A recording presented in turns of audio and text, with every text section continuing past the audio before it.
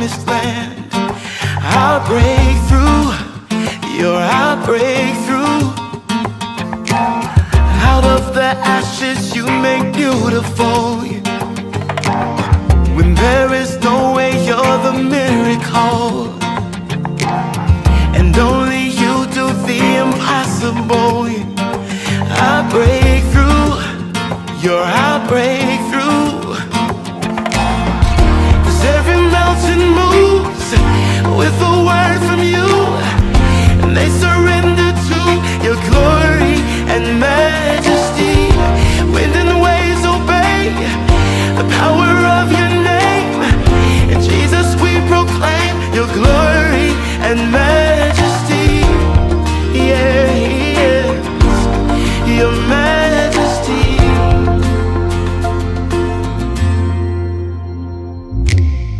Out of the ashes you make beautiful.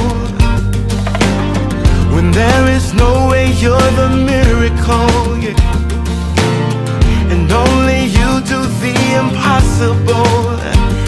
I'll break through, I'll break through. 'Cause every mountain moves with a word from you, and they surrender to your glory and majesty. Wind and waves obey the power of your name, yeah. Jesus, we proclaim your glory and majesty. Yes, your majesty. We will not forget to remember your goodness, and we will not forget to remember your faithfulness. We will not forget to remember your goodness. Oh, we will not forget, no. 'Cause every mountain moves, with a word from you. They surrender to your glory and majesty. Wind and waves obey the power of your name. And Jesus, we proclaim your glory and majesty. 'Cause every mountain moves with a word from you, yeah. And they surrender to your glory and majesty. Wind and waves obey the power of your name, oh. Jesus, we proclaim your glory and majesty, yes. Your majesty, yeah. Your majesty.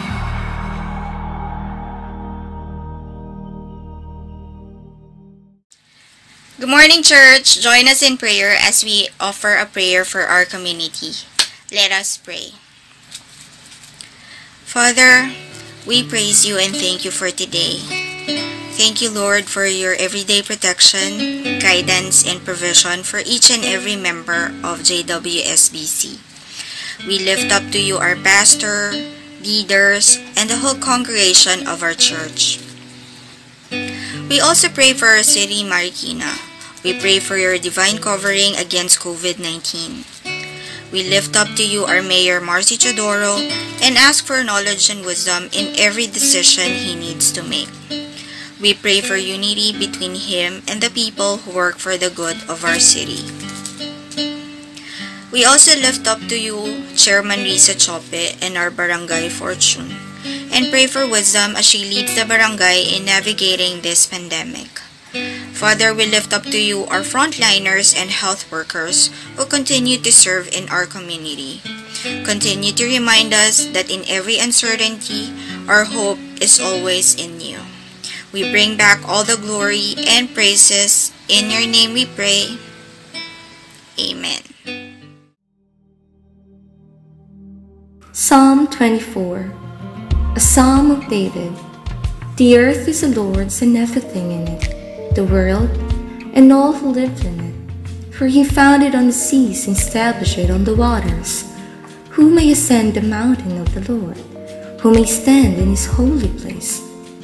The one who has clean hands and a pure heart, who does not trust in an idol or swear by a false god. They will receive blessing from the Lord and vindication from God their Savior. Such is the generation of those who seek him, who seek your face, God of Jacob. Lift up your heads, you gates, be lifted up, you ancient doors, that the King of glory may come in. Who is this King of glory? The Lord strong and mighty, the Lord mighty in battle. Lift up your heads, you gates, lift them up, you ancient doors, that the King of glory may come in. Who is he, this King of glory? The Lord Almighty, he is the King of glory.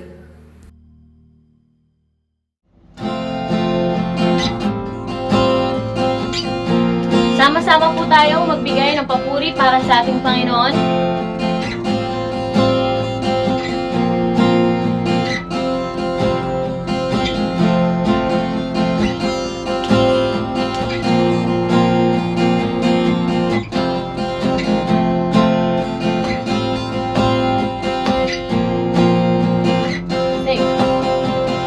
Kung aking mamasdan ang kalawakan, hindi ko maunawaan ang iyong dahilan kung bakit ako'y pinili mo't inalagaan.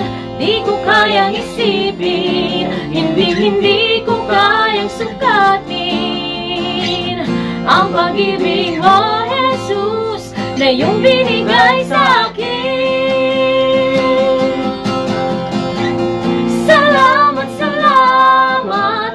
Jesus, sa pag-ibig mo, walang ibang nagmahal sa akin na katulad mo. Salamat, salamat, oh Jesus, sa pag-ibig mo. Ako'y magsasaya sa piling mo.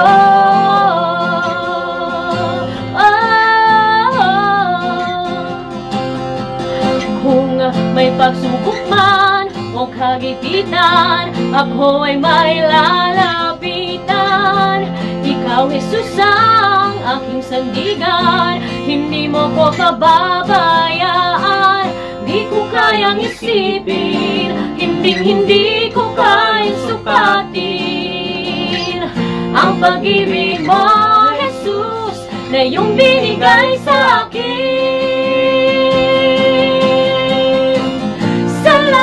Salamat, oh Jesus, sa pag-ibig mo.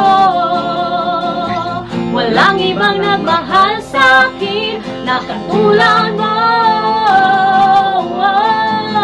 Salamat, salamat, oh Jesus, sa pag-ibig mo. Ako'y magsasaya sa piling mo.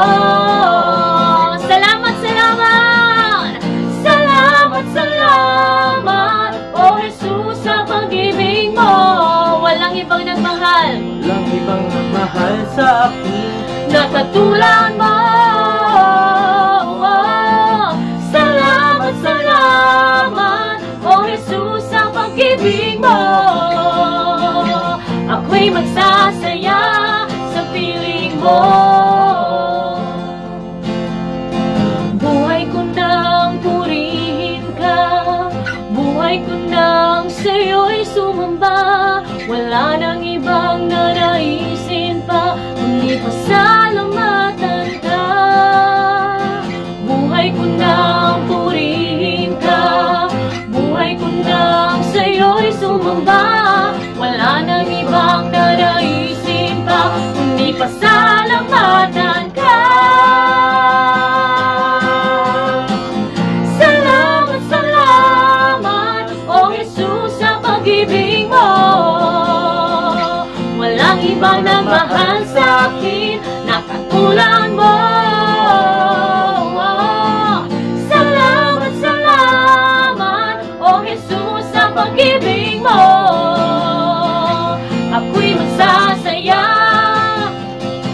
ako'y magsasaya, ako'y magsasaya sa piling mo.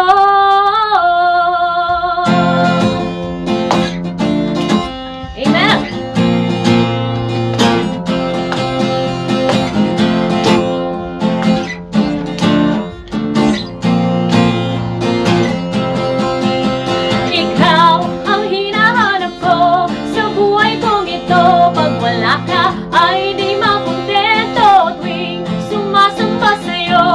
sagad-sagana ng kasiyang tunay na nagdarama ko.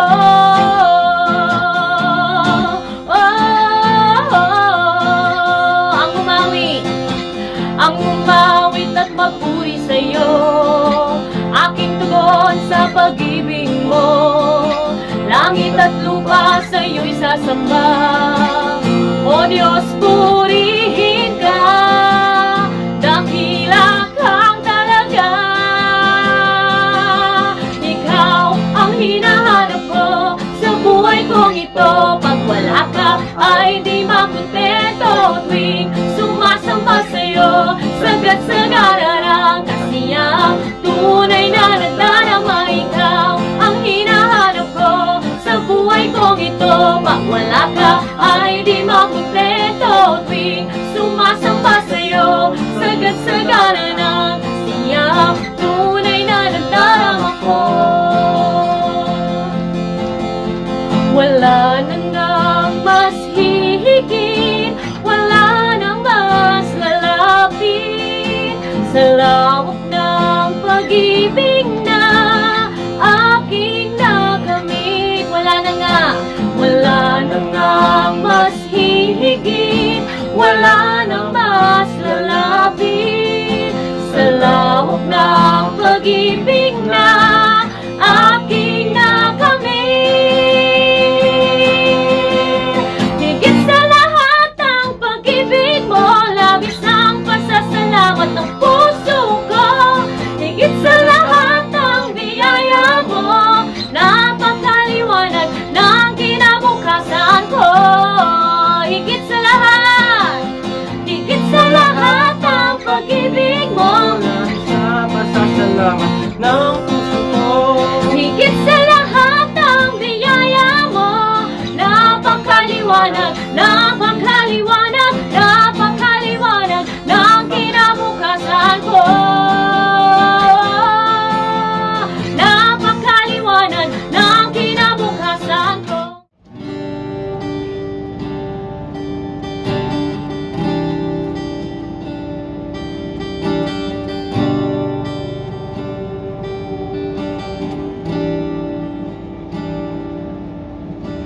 Ang puso ko'y dinudulog sa'yo,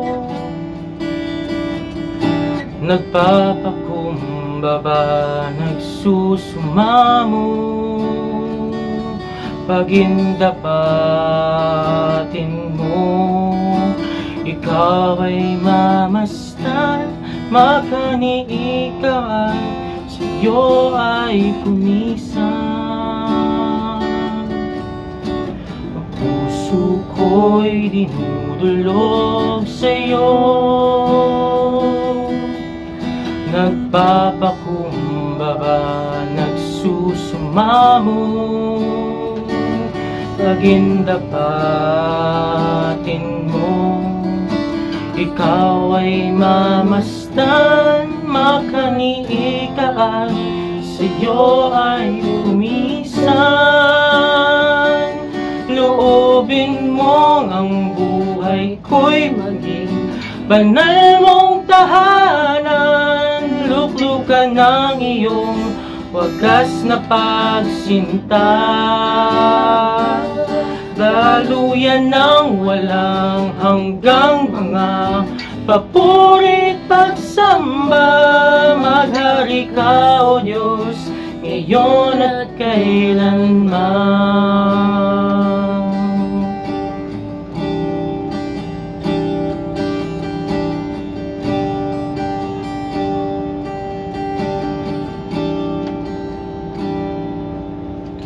Ang puso ko'y dinudulog sa'yo, nagpapakumbaba, nagsusumamo. Pagindapatin mo, ikaw ay mamastan, makaniikaan, sa'yo ay pumisan. Loobin mo ang buhay ko'y maging banal mong tahanan. Lukluk ka ng iyong wagas na pagsinta. Daluyan ng walang hanggang mga papuri pagsamba. Maghari ka, O Diyos, ngayon at kailanman.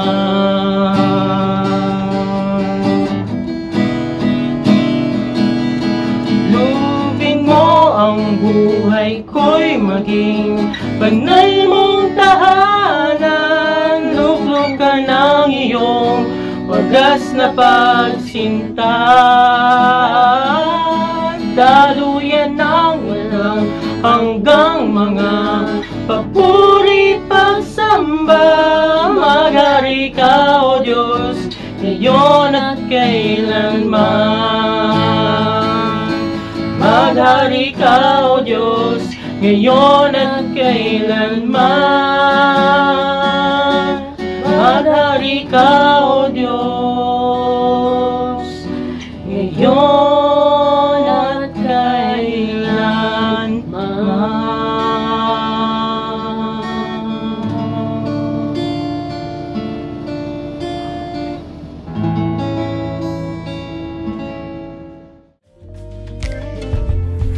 Hebrews 5:11-14. Warning against falling away. We have so much to say about this, but it is hard to make it clear to you because you no longer try to understand. In fact, though by this time you ought to be teachers, you need someone to teach you the elementary truths of God's Word all over again. You need milk, not solid food. Anyone who lives on milk, being still an infant, is not acquainted with the teachings about righteousness, but solid food is for the mature, who by constant use have trained themselves to distinguish good from evil. Isang pagbati po ng pinagpalang araw sa inyong lahat. Yes, blessed. Blessed in the sense na kahit alam po natin na tayo po ay muling naibalik sa MECQ, ay alam naman po natin na ang Diyos ay kasama pa rin po natin. And we believe that God is in control of the situation. At tayo po ay patuloy na umaasa at nananangan sa pagkilos ng kapangyarihan ng Diyos sa ating pong pinagdaraan ng pandemya sa mga panahon na ito. Bago po tayo magtungo sa ating pong pag-aaral ng ating pong salita ng Diyos sa umagang ito, nais ko pong muling bigyan ng pansin yung pong pabalita kanina patungkol sa ating pong scheduled na mga klase, mga online webinars.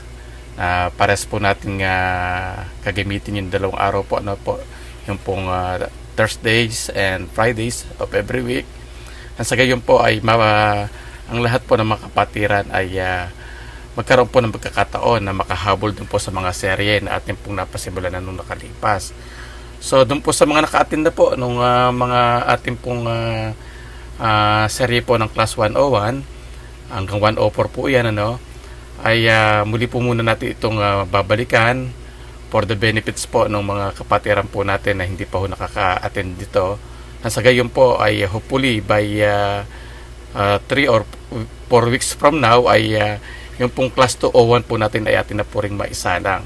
So for the meantime, yung pong mga naka-attend na, you are still welcome na umattend dun po sa araw ng it's either Thursday nga po or Friday, kung kailan po kayo maluwag. At ito po ay ating pong parehong gagamitin itong 2 araw na ito. Tayo po ay sandaling lumapit sa Panginoon sa maikling panalangin. Father God, muli salamat po na ikaw po ang patuloy na kumikilos sa aming pong buhay. Nasa kabila nga po, Panginoon, na ang aming pong bansa ay hindi pa rin po patuloy pa rin po, Panginoon, na nandito po sa paglaban sa COVID-19. Hindi po kami, Panginoon, nakaka-recover. At yun nga po, Panginoon, muli po kami naibalik sa modified enhanced community quarantine. Ngunit alam po namin, Panginoon, na ito po yung best Kaya hinayaan niyo po, Panginoon, ang aming pong government ay magpasya ng ganito pong klase ng desisyon. Kaya ang aming pong dalangin, Panginoon, patuloy niyo po kami, Panginoon, encourage ng iyo pong salita. Encourage niyo po kami, Panginoon, na kami po ay magpatuloy pa rin, Panginoon, na kakapit sa iyo, Panginoon, na hawak sa iyo. At yung nga po, Lord, sa aming pong patuloy na pag-aaral ng iyo pong salita, ay patuloy nawa na kami ay matuto, Panginoon, at ikaw po, Panginoon, patuloy po namin maitataas sa lahat ng pagkakataon ng aming pong buhay. Lord, samahan niyo po kami sa pag-aaral ng itong salita sa umagang ito. Salamat po. Binabalik po namin ang kapurihan sa tanging pangalan ni Jesus. Amen. Last Sunday po ay ating natalakay ang paksang A Healthy and Growing Church sa ilalim po ng seryeng Character of a Church. Ang bawat local church po na itatatag ay inaasahang binubuo po ng mga mananampalatayang pawang nagnanais po na makapamuhay ng naaayon sa mga katuruan ng Panginoong Hesus. Mga katuruan na pawang nakasaad sa banal na kasulatan. Sila po dapat yung mga nagsasabi na mga nakipagkaisa na sa Panginoong Hesus at ngayon ay pawang mga bago ng nilalang at pawang mayroon na pong kakayahan na makapamuhay ng bagong buhay na katulad nga po ng binabanggit doon po sa 2 Korinto 5:17. And as followers of the Lord Jesus, nararapat lamang po na makita sa atin na tayo po ay lumalago sa kaisipan, sa emotion, sa ating pong pakikitungo sa lipunan at maging sa ating pong spiritual na pamumuhay. Wala naman po sigurong tao na nag-aaral o yung po mga taong nag-aaral ang magnanais po na manatiling nasa elementarya po lamang habang buhay. Gayun din naman po na wala rin sigurong magnanais na manatiling bata sa habang panahon. We naturally aspire for a higher education to keep us competent in all aspect of life. Today, bibigyan po natin ng pansin ang sinasabi ng banal na kasulatan patungkol sa paglagong espiritual ng mga mananampalataya. Pagnanais sa espiritual na paglago. A passion, yung pong passion, ibig po sabihin, deep desire. A passion for spiritual maturity. At nais ko pong ibigay ang isa pong simpleng proposition po. As a true believer of the Lord Jesus Christ, we must assess our level of spiritual maturity so that we can pursue a higher commitment for God. And to answer this proposition, let us consider two main things. Ang una po ay pag-usapan po natin yung mga senyales ng pagiging spiritual immature po. The signs of spiritual maturity. Katulad nga po ng binasa dito po sa Hebrews chapter 5:11-12 o hanggang 14 po dito po sa spiritual immaturity ay atin pong bigyan po muna ng pansin yung pong verses 11-12. So for 3 weeks po ay natutok tayo sa book of Hebrews sa ating pong New Testament reading and reflection. Ito po yung ating pong ginamit na devotional thoughts sa loob po ng 3 linggo po. At kagaya nga po ng aking naibahagi sa inyo patungkol po sa aklat na ito, mapapansin po natin na ang mga mananampalatayang pinatungkulan ng sumulat ng aklat ay mayroon pong problema sa kanilang paglagong espiritual. Ano po ba ang kanilang problema? Ito po ang kanilang pagiging dull hearers o pagiging tamad sa pakikinig na humahad lang sa kanilang spiritual development at maturity. Ano-ano nga po ba ang palatandaan ng spiritual immaturity ng isang tao? Una po ay yung pong lack of interest in hearing the word. Ang sabi po doon po sa verse 11, we have much to say about this, but it is hard to make it clear to to you because you no longer try to understand. Sa mabuting balita version, ano po, ito pong pagkakasabi, marami kaming masasabi tungkol dito, ngunit mahirap ipaliwanag sa inyo sapagkat ayaw ninyong makinig.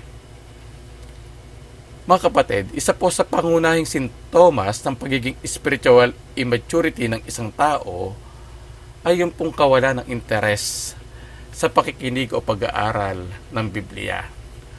Para po sa kanila, nakakatamad ang magkaroon po ng daily reflection.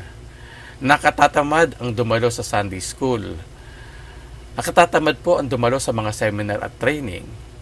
Nakakatamad din po para sa kanila ang makinig ng mensahe ng pastor na mula po sa salita ng Diyos at iba pang mga usapin na mayroon pong kinalaman sa espiritual. Mas nais pa po nilang makinig sa ibang bagay tulad ng kung sino po ba ang nanalo sa basketball. Ano ba ang nangyari sa ating presidente o sa ating vice-presidente? Ano ba yung mga issue ng ating kapitbahay? Hiwalay na ba sina Pedro at Petra? Ano ba ang pinag-awayan ng katabi nating bahay, ng ating kapitbahay at iba pang mga issue? Going back to the church context, the problem is usually not within the teacher, facilitator, or the pastor. Ang problema talaga ay yung mismong mga mananampalataya.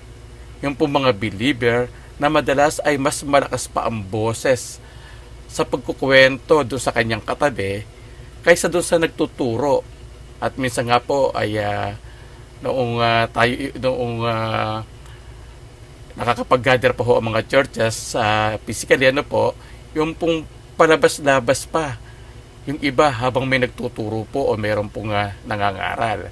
Yan po ay mga pangkaraniwang sakit ng mga local congregation, ano po. At pangalawa po, ano po ba yung masasabi po natin na nagiging signs po ng spiritual immaturity?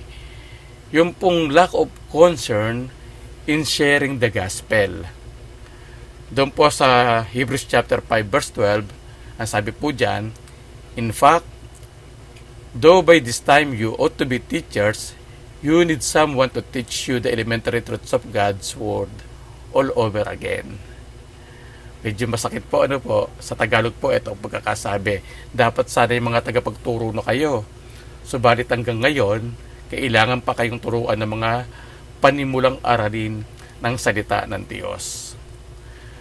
Totoo naman po talaga na tayo ay hindi lahat binigyan ng kakayahang makapagturo, ngunit lahat naman siguro ay maaari pong makapagbahagi o makapagpatotoo sa iba kung ano ang kanilang mga naging karanasan sa pagiging Kristiyano at kung ano ang kanilang mga natututunan o ang ating pong mga natututunan mula po sa Biblia. Ang mga mananampalatayang Hebreo po ay mga taong matagal nang nakakilala sa Panginoong Hesus, ngunit sa halip po na ibahagi ang kaligtasan sa iba, ano po ba ang kanilang ginawa? Mas ginusto pa po nila ang sila po ay muling turuan. Parang bumalik po sila sa grade 1. Those Hebrew Christians were in need of learning again the simple teachings of the Christian life. Masasabi po natin, sabi ko nga po kanina, no, na para po silang bumalik sa pagkabata sa kanilang pamumuhay bilang mga Kristiyano. Nung ako po ay nagsisimula pa lamang na makonect dito sa JWSBC, isa po sa aking unang isinulong ay yung pong pagpapasulat sa bawat isa sa inyo, ano po, ng inyo pong personal story of conversion.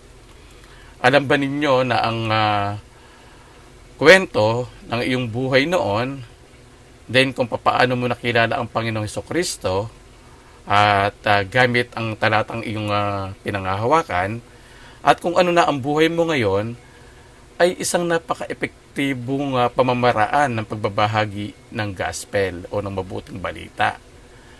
At dahil nga ito po ay sarili mong kwento, tiyak ako na hindi mo ito malilimutan. Dala-dala mo kasi ito kahit saan. Church, I challenge you today. Share your story. Share Jesus sa iyong mahal sa buhay, sa iyong kaibigan, sa iyong kapitbahay, at sa sino mang mga tao na iyong nakakasalambuha. Oo, mahirap sa simula. Ngunit kung sisimulan mo ngayon, paunti-unti, ito ay magiging bahagi ng iyong pang-araw-araw na pamumuhay. Then another signs of spiritual immaturity is lack of enthusiasm in applying the word. Okay, let us look again here in verse 12. In fact, though by this time you ought to be teachers, you need someone to teach you the elementary truths of God's word all over again. Ang karugtong po doon, sabi po diyan, you need milk, not solid food. As we grow in the Word, we must learn to use it in daily life.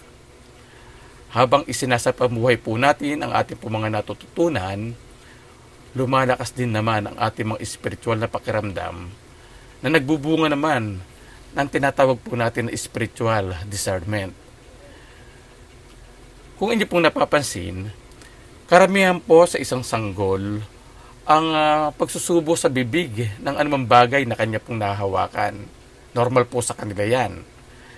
Gayun din naman, ang isa pong immature believer na nakaririnig ng pangangaral mula sa iba't ibang preacher, subo lang siya ng subo at hindi na po niya nagagawang ma-identify kung ano ba yung kanyang isinusubo o kung ito po ba ay mula sa scripture. At kung ito man po ay mula sa scripture, hindi na rin po nasusuri kung ito po ba ay out of context o nasa konteksto. Mga kapatid, ang kaalaman po na makapaghiwalay ng kabutihan sa kasamaan at ng tama sa mali ay napakahalagang bahagi sa paglago ng isang mananampalataya. Napaka-imposible nating maging matatag kung di natin maisa sa pambuhay ang mga bagay, mga tamang bagay na ating natututunan. Ayon nga po kay Pablo sa Efeso 4:14, hindi na tayo matutulad sa mga batang nadadala ng bawat aral, parang sasakyan dagat na sinisiklot-siklot ng mga alon at tinatangay ng hangin. Hindi na tayo malilinlang ng mga taong ang hangad ay ibulit tayo sa kamalian.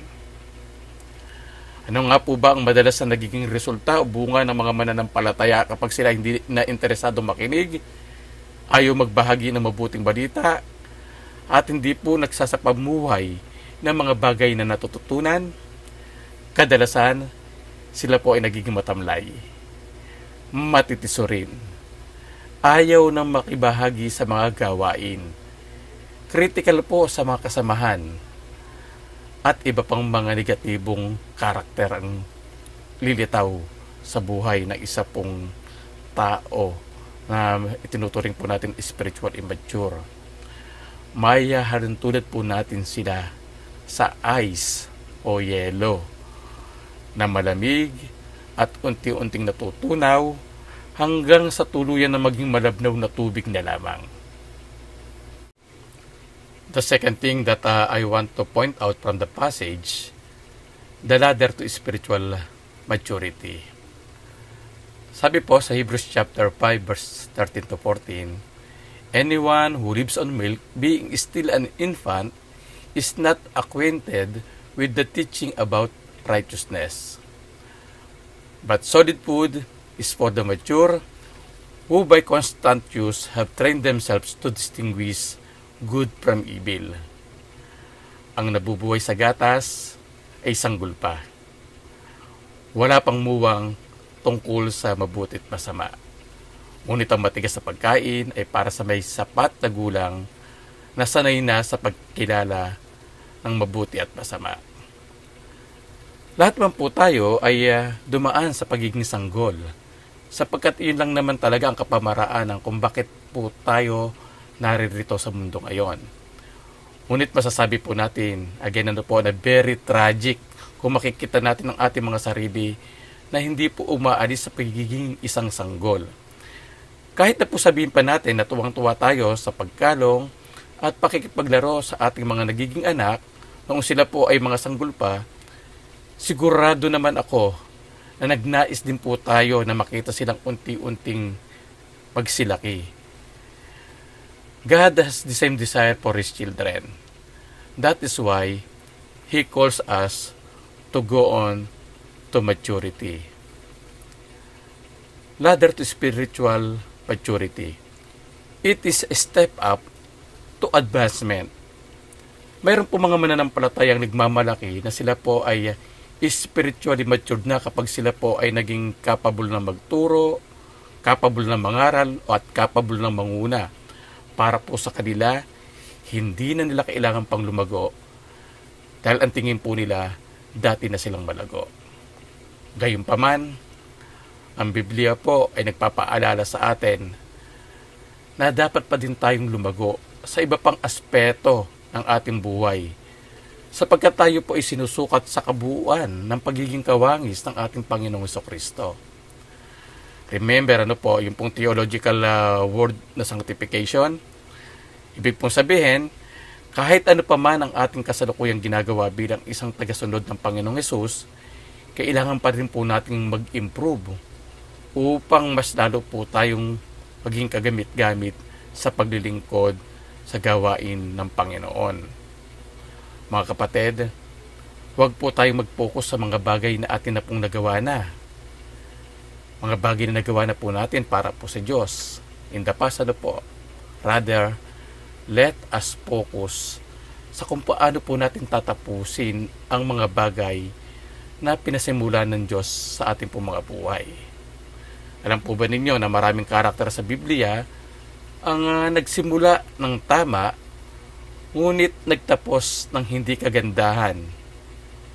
Kaya hindi naman po, mayroon din namang nagsimula ng hindi maayos, ngunit nagsipagtapos ng maayos sa pagsisilbi sa ating pong Diyos.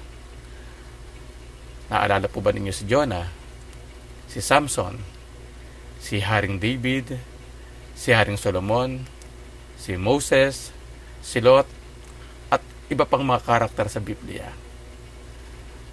I think ako naman po ay umaasa na alam naman po natin kung sino po sa kanila ang nagsimula ng maayos at tapos ng hindi kaayusan, at kung sino naman po sa kanila yung mga nagsimula ng hindi po maayos ngunit nagtapos po ng maayos sa paglilingkod po sa ating Panginoon.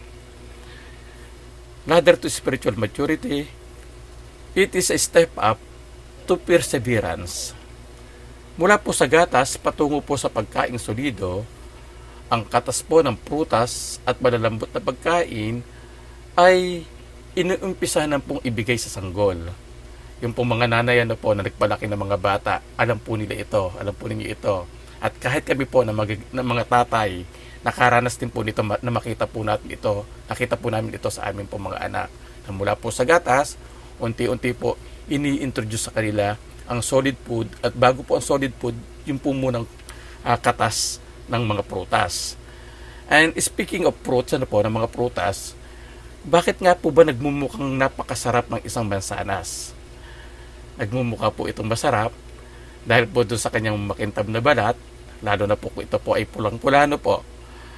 Ngunit ano pa talaga ang masarap sa prutas ito?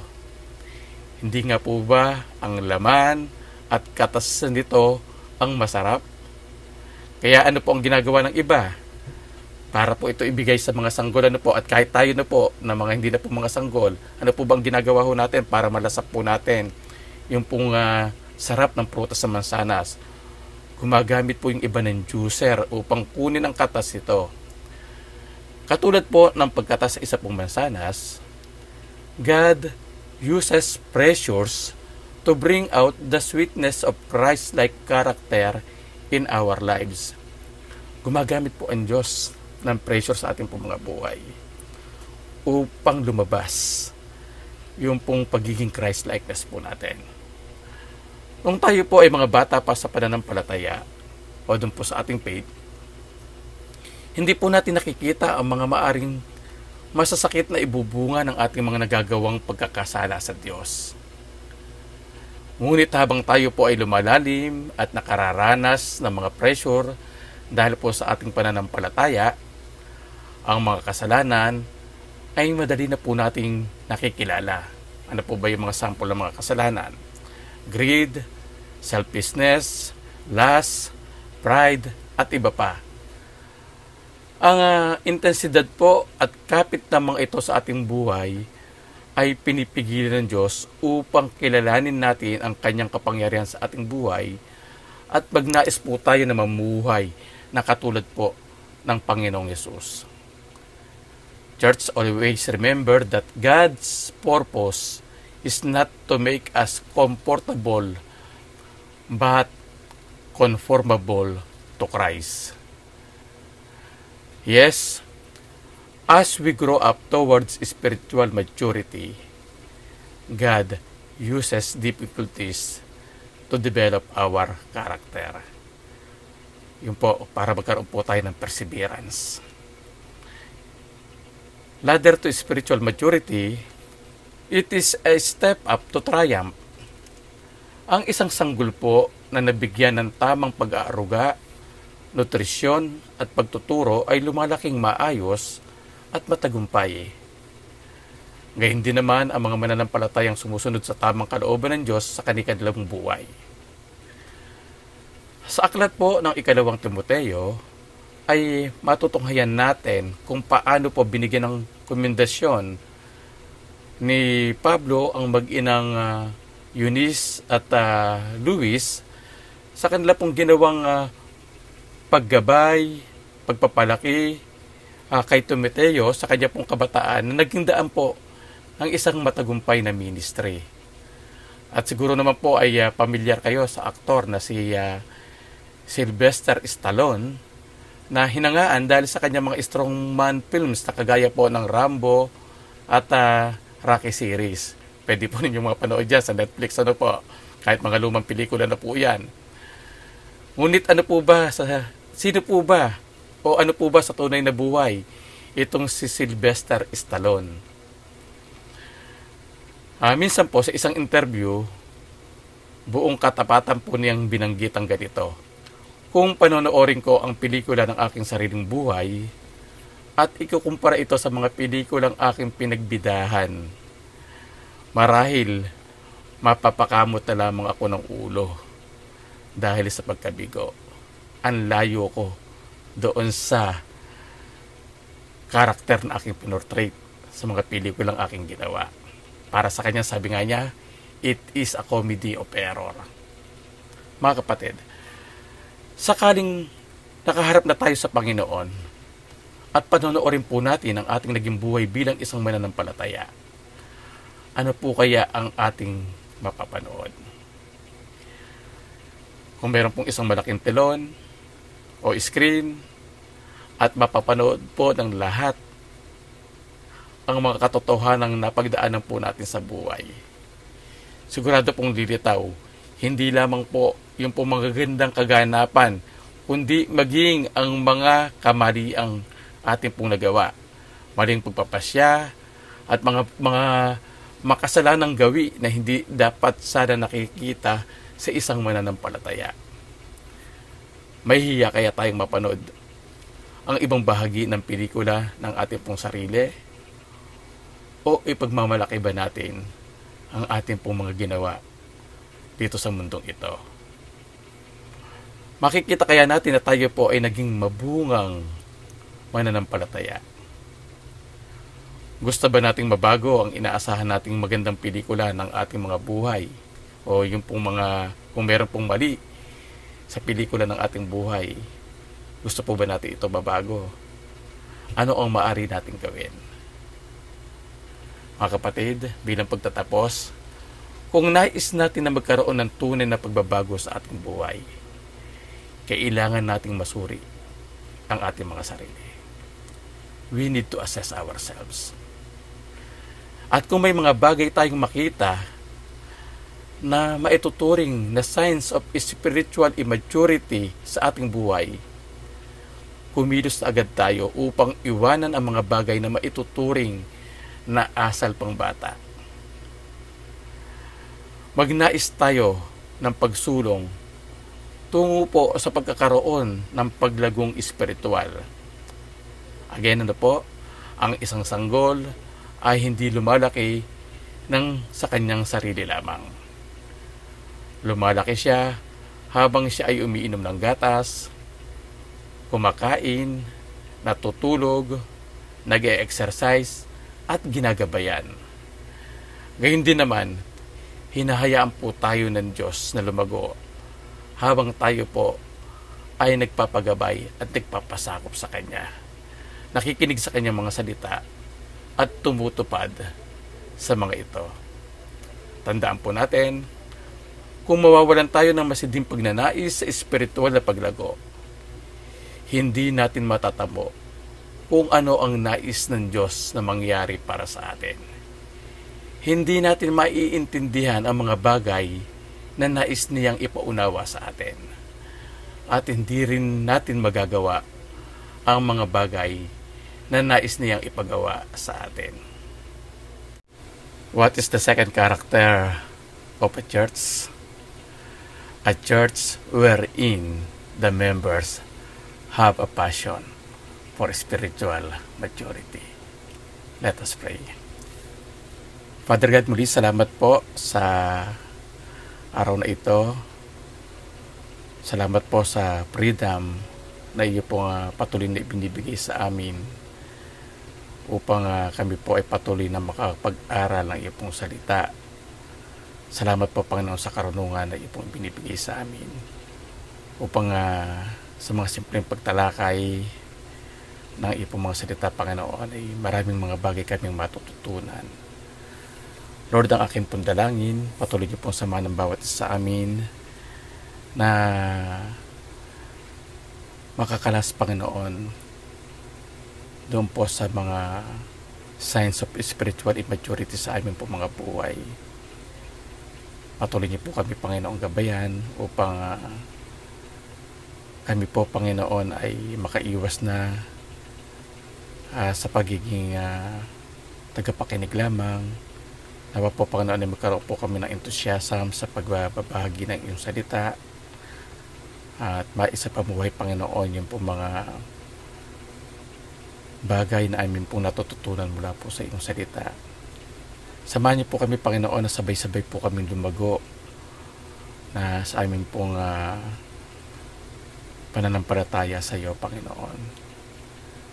Yung nga po, Lord, aiming towards Christ-likeness.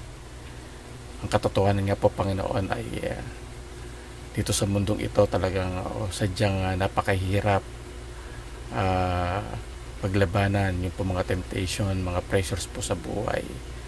Pero kami po ay naniniwala, Panginoon, na kung kami po ay patuloy na nagbababad sa iyo pong salita at patuloy po na lumalapit sa iyo sa pananalangin, alam po namin, Panginoon, nakakayanin po namin, Panginoon, ang anumang mga pressure ng mundong ito. Uli, Lord, salamat po at patuloy nawa na maging pagpapala, Panginoon, sa bawat sa amin ang mga salita mo na patuloy po namin pinag-aaralan sa kada linggo, Panginoon. At nawa nga po, Panginoon, ay patuloy niyo rin po kami bigyan ng excitement na patuloy pa rin po namin makita, Panginoon, sa mga susunod na Sunday ang ilang pang mga bagay na dapat po nakikita na karakter ng isa pong iglesia. Sa Diyos na makakagawa ng higit kaysa lahat ng maaari nating hilingin at isipin, sa pamamagitan ng kanyang kapangyarihang naghahari sa atin, sumakanya ang kapurihan sa pamamagitan ng iglesia at ni Kristo Jesus magpakailanman. Amen.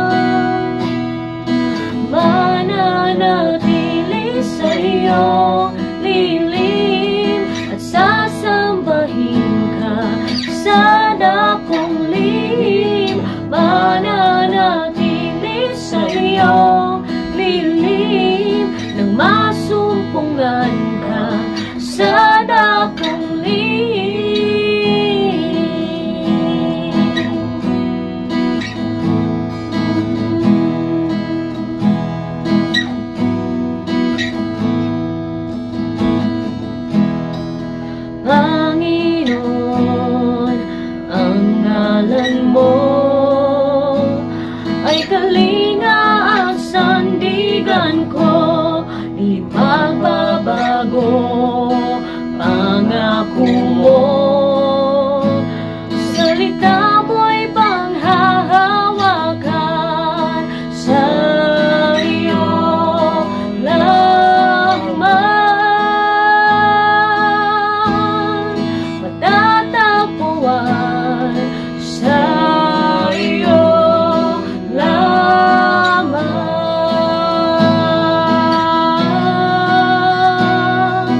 mananatili sa iyong lilim at sasambahin ka sa dakong lim. Mananatili sa iyong lilim na masumbungan ka sa dakong lim. Mananatili sa iyong lilim at sasambahin ka sa dakong lim. Mananatili sa iyong lilim na masumpungan ka sa dakong lim.